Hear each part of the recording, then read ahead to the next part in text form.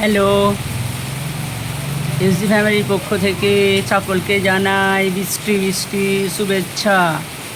এই দেখো কত সুন্দর বৃষ্টি হচ্ছে, আর সত্যিই খুব ভালো লাগছে দেখতে।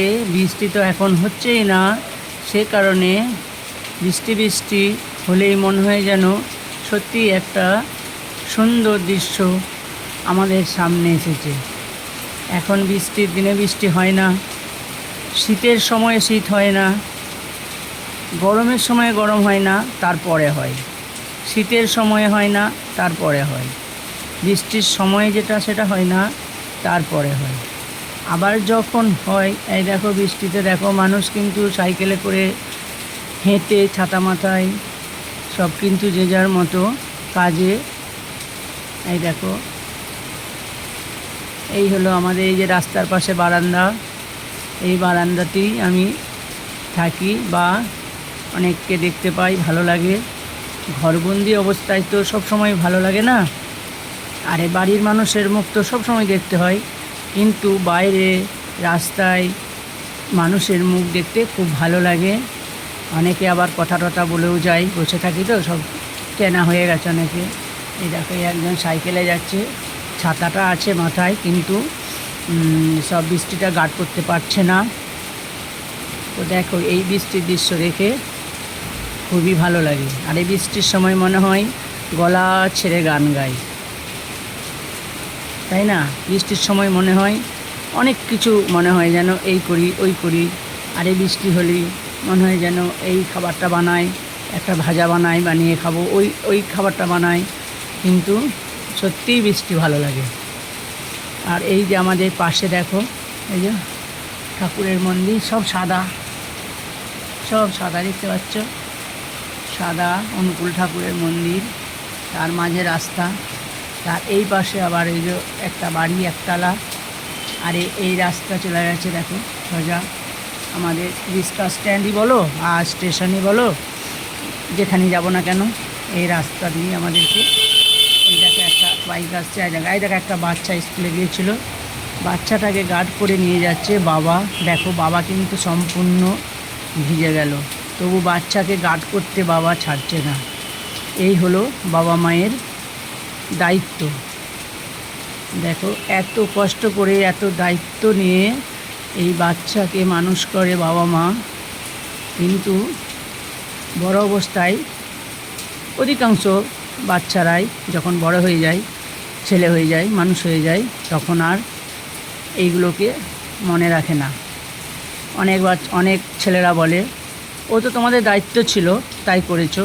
আমার এক বান্ধবী বলছে যে, দুঃখের কথা বলছে তার ছেলে বলছে কি না, যে ও তো তোমাদের দায়িত্ব ছিল তাই মানুষ করেছো, বড় করেছো, লেখাপড়া শিখিয়েছো, এগুলো তোমাদের কর্তব্যের মধ্যে পড়ে, তাই তোমরা করেছো। তো দেখো সব কিছু নাকি এখন ছেলেদের কাছে দায়িত্ব কর্তব্য হিসেবে ওরা ধরে নেয়, আমরা করেছি, মায়েরা করেছে।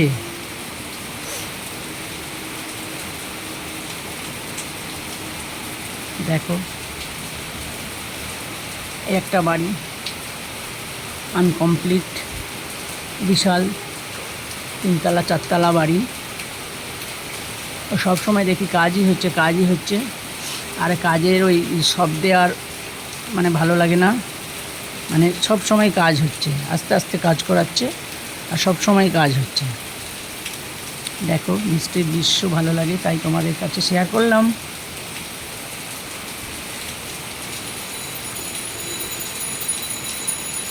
এই দেখো সাইকেলে করে একজন যাচ্ছে ভিজে ভিজে। আরে বর্ষার সময় বৃষ্টি সে তো হবেই, কিন্তু এখন তার বৃষ্টি বাদলা নেই বলে মানুষ আর প্রোটেকশান নিয়েও বেরোয়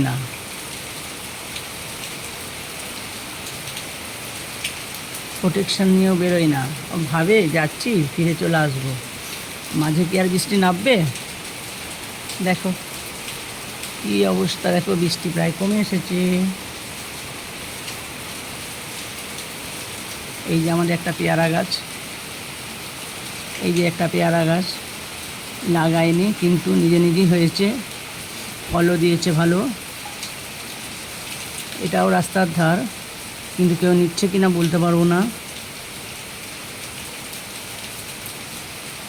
এখনও বুঝতে পারা যায় না নিচ্ছে কিনা, তবে আশা করি নিচ্ছে না। এই একজন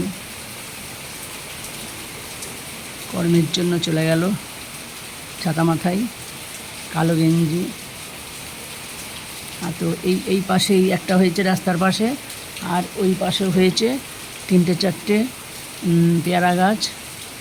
লাগাইনি, কিন্তু এমনি এমনি হয়েছে, ভালোও লাগে।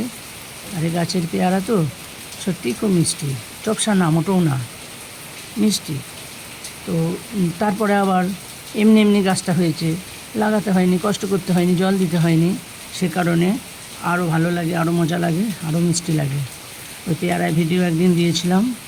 আর এই জানলার পাশেই হয়েছে, তো তো হাত বাড়ালেও পাওয়া যাবে, সবসময় সব কটা না পাওয়া গেলেও হাত বাড়ালেও পেয়ারা পাওয়া যাবে। ওই একদিন দিয়েছিলাম পেয়ারার ভিডিও।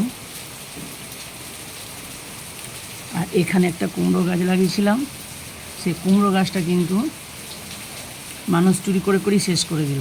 এখানটায় অনেক বড় হলো, আবার নিয়ে চলে গেল, আবার একবার বড় হলো, নিয়ে চলে গেল। আর তারপরে আবার এই যে একটা ছোট্ট ছাদ আছে, এই যে ছোট্ট ছাদ আছে, গেটের মাথায় ছোট্ট ছাদ, ওই ছাদে তুলেছিলাম, ভাবলাম আর চুরি হবে না। তো অবশেষে সেজ রক্ষা হলো না।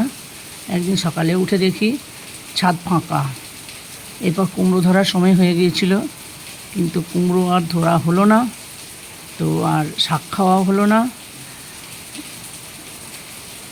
এই একটা বাজে ব্যাপার লাগলো, তাছাড়া কিন্তু আর কোনো অসুবিধা এখানে নেই। কে নিল, কেন নিল বুঝতে পারলাম না।